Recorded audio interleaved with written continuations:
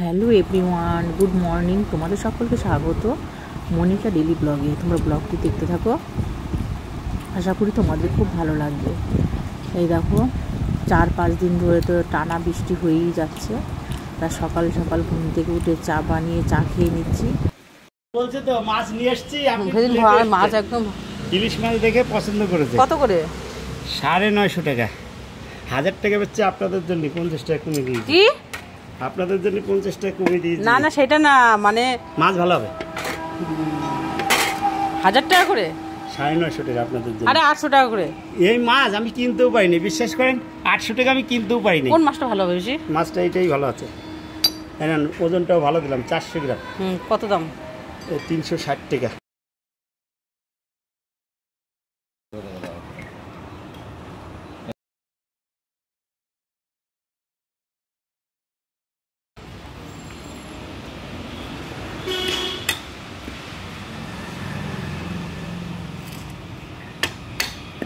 তা এত লেট করে আসলেন কেন? আরো আগে আসা দরকার ছিল। মাছ বেশ কিছু থাকবে তো, এই মাছ কেটে দিবা এই করা।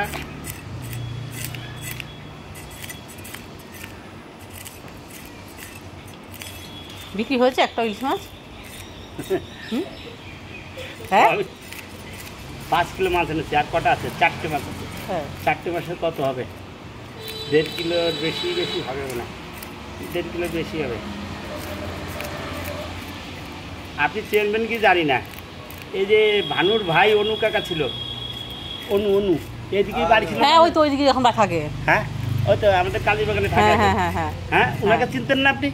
হ্যাঁ, এটা আমাদের দিকে থাকতো আগে। হ্যাঁ, আগে থাকতো। হ্যাঁ, উনি 2 খালা মাছ নিয়েছে।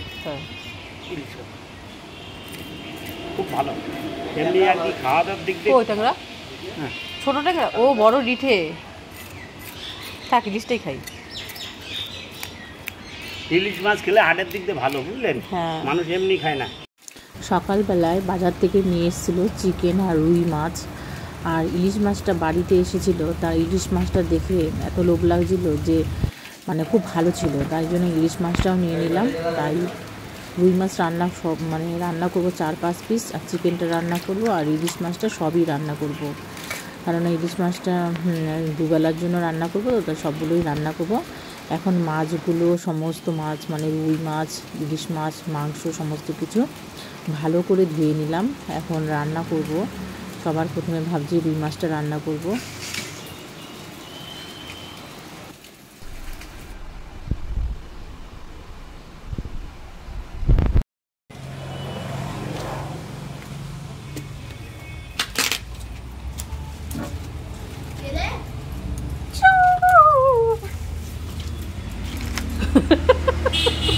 চল ঘরে যা, একটা কথা বলতে এসেছি। কেন, কি কথা? তোকে বলতে পারবো না, তুই আমার কথা শুনে আমাকে কি খাবার নিমন্ত্রণ করেছিস? হ্যাঁ, না পার্টিতে না থাকলেই। হ্যাঁ, ও বাবা, বাচ্চারা খাবে, বড়রা খাবে না খিচুড়ি? এখানে মাছ সব ভাজা হয়ে গেছে।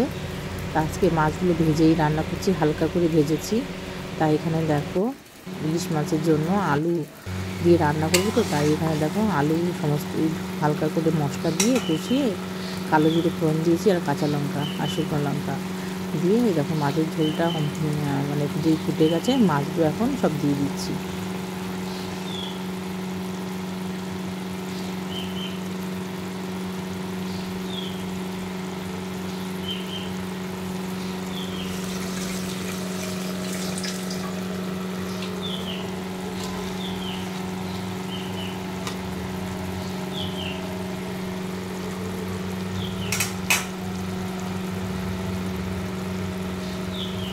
এখানে দেখো ইলিশ মাছের ঝোলটা রান্না করা হয়ে গেছে, আলু দিয়ে রান্না করেছি, আর এখানে চিকেনটাও রান্না করা হয়ে গেছে।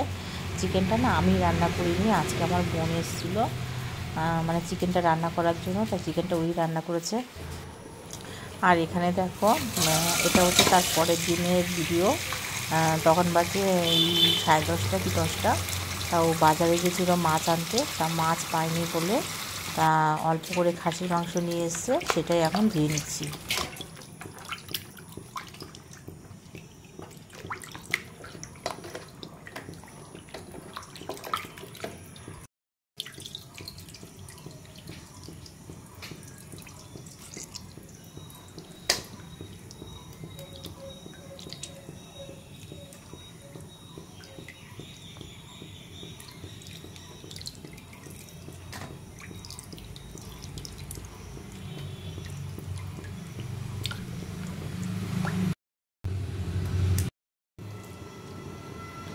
এখানে টক দই, তারপর হচ্ছে লঙ্কার গুঁড়ো, হলুদ, লবণ দিয়ে ভালো করে মাংসটাকে ম্যারিনেট করে রাখবো কিছুক্ষণের জন্য।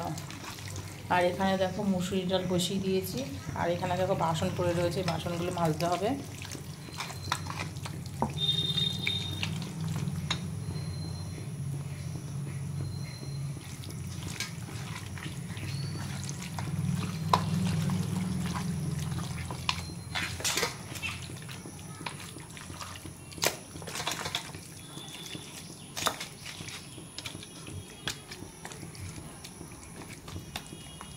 মাংসটা কিছুক্ষণের জন্য ম্যারিনেট করে রেখে তারপরে ভাত বসাবো বলে চালটা ভালো করে ধুয়ে নিচ্ছি।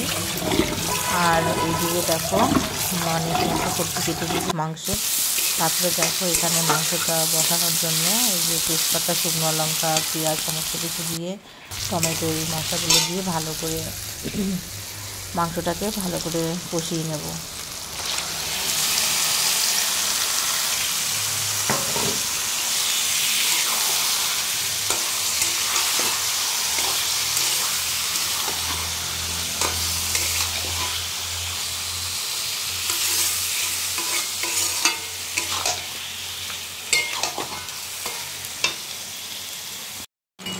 আজকের মাংসটা না একদম হালকা পাতলাভাবে রান্না করব, একদম বেশি তেল মশলা দেবো না।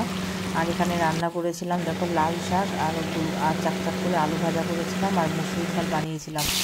আর এখানে দেখো মাংসটা এখন ভালো করে কষিয়ে নিচ্ছি। মশলাটা মানে যে আদা রসুন লঙ্কার পেস্ট দিয়ে দিয়েছি, এখন ভালো করে কষিয়ে নিচ্ছি।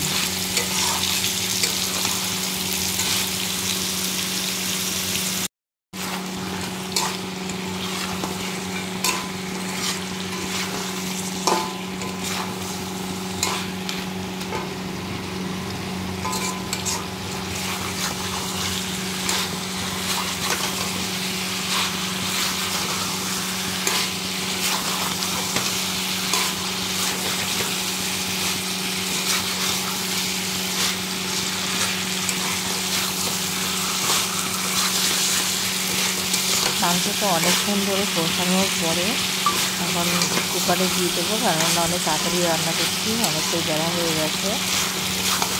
আর দেখো এখানে আমার মাংসটা কষানোর পর কুকারে দেওয়ার পর মাংসটা রান্না করা হয়ে গেছে। দেখতে কেমন হচ্ছে অবশ্যই জানিও। টাটা, দেখা হচ্ছে নেক্সট ব্লগে।